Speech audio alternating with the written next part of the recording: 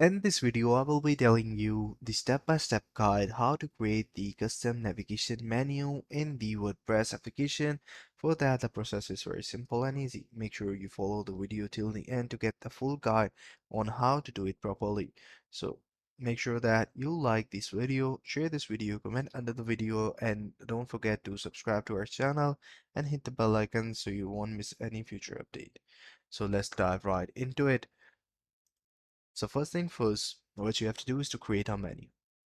Go to the appearance and then in the menus in the WordPress dashboard, click on create a new menu, name it and click save menu.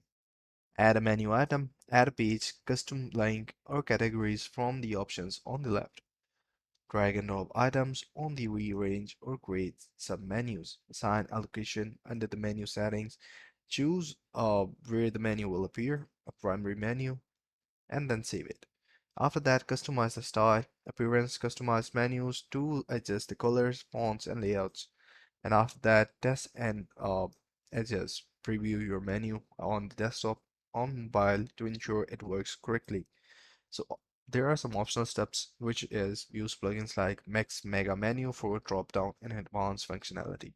I hope you find this video helpful. If you do, please consider subscribing to our channel. Take care. Bye bye.